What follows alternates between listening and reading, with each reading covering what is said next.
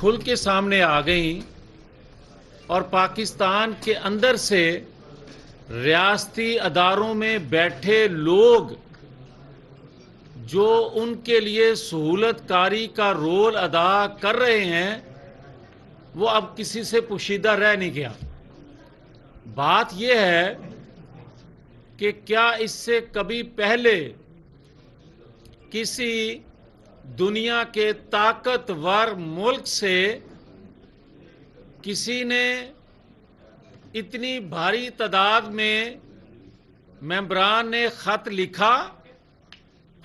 اور یہ کیا خط اس سے پہلے جب نواز شریف کو ہائی جیکر بنا کر 99 میں سزا دی گئی تھی، مارشل لا لگا تھا، ضیاء الحق کے دور میں مارشل لا لگا تھا، کیا ذوالفقار علی بھٹو کو ہٹا کے مارشل لا لگایا گیا تھا؟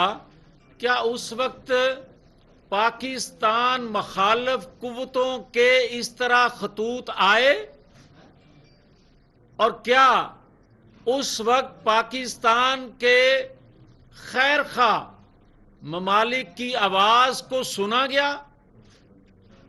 اور آج جو کچھ ہو رہا ہے، کیا مالیاتی ادارے، دنیا بھر کے مالیاتی ادارے کیا پاکستان کے ساتھ سیاست نہیں کر رہے؟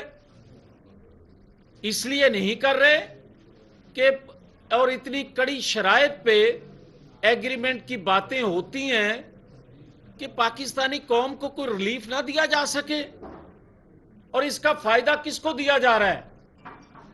اور کیا پاکستان کے اندر سے جو ریاستی ادارے ہیں ان میں بیٹھے لوگوں کے جو فیصلے آ رہے ہیں، کبھی کسی دہشت گرد کے خلاف، اس ریاست کے دفاع کے خلاف، اس ریاست کو انتشار کا شکار کرنے والے دہشت گردوں کے خلاف کے جو اقدامات ہوتے ہیں، کیا ان ریاستوں کے قاضی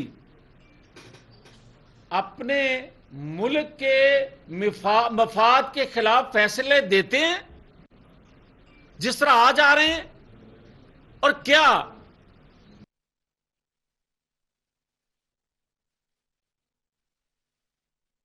سازشوں کو کیا جاتا تو 2018 میں جب RTS بند ہوا تھا کیا کوئی خط آیا تھا؟ کیا پاکستان کے باہر بیٹھے ممالک کو کوئی تشویش ہوئی تھی؟ جو 4 سال ریاستی اداروں، کیا پاکستان کے باہر بیٹھے ممالک کو کوئی تشویش ہوئی تھی؟ جو 4 سال ریاستی اداروں کو ایک پیج پہ کر کے جو کچھ اپوزیشن اس وقت کے ساتھ کیا گیا، جو نواز شریف کے ساتھ کیا گیا، اس کی فیملی کے ساتھ، اس کی جماعت کے ساتھ کیا گیا، کوئی خط آیا؟ کسی نے آواز بلند کی اور یہی کہا گیا بس قبول کرو؟ مگر آج جو کچھ ہو رہا ہے، اور کیا ہو رہا ہے، مجھے کوئی یہ بتائے کہ اگر 2014 میں PTV پارلیمنٹ، وزیر اعظم ہاؤس پر جو حملہ کرنے والے تھے ان کو پکڑ کے ان کے سہولت کاروں کو بے نقاب کر دیا جاتا تو مدینہ منورہ میں ہوئی تھی، کسی کو جرأت نہ ہوتی۔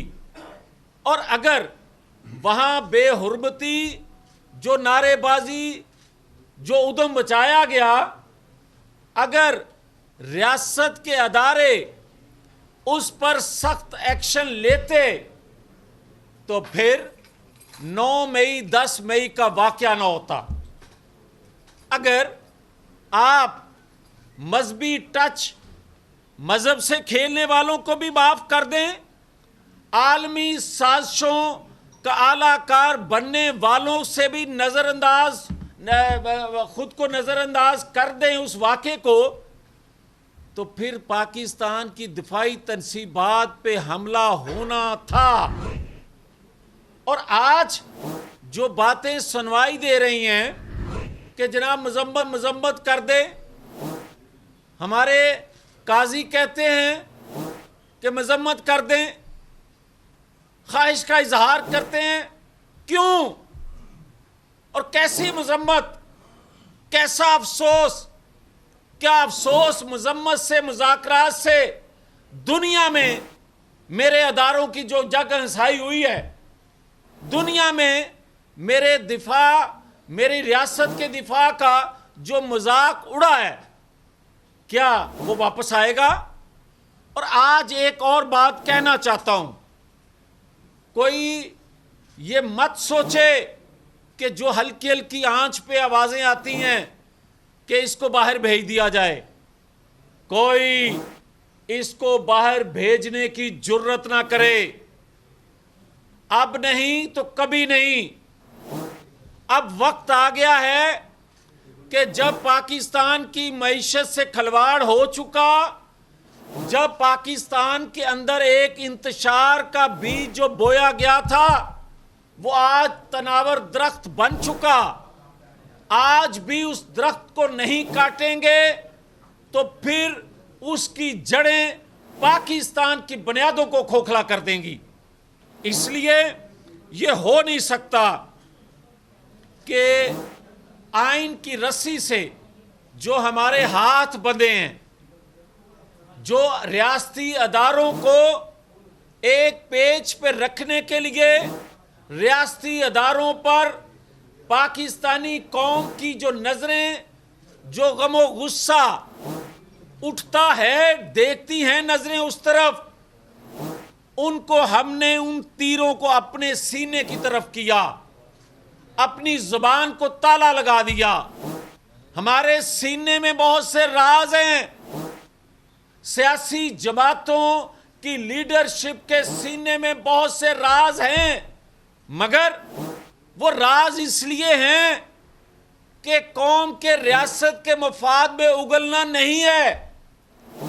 مگر آج ہمیں زبان کھولنا پڑے گی اس لیے کہ میری ریاست، میرا دھرم، میری دھرتی اگر وہ خطرے میں پڑے گی، وہ کسی جانب سے بھی پڑے گی، تو میں نے اس زبان کو جو لگا تالا اس کو کھولوں گا.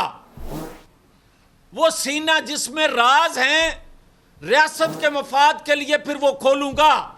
اس لیے کہ آج کتنے دن ہو گئے، آج کئی دن گزرنے کے باوجود ریاستی اداروں میں بیٹھے لوگ اگر آج بھی بے نقاب نہیں ہوں گے، 9-10 مئی کے سہولت کار اور اداروں میں بیٹھے لوگ بھی اور سابق جو ہو گئے ہیں وہ سب مل کے یہ ساری پلاننگ کر رہے تھے.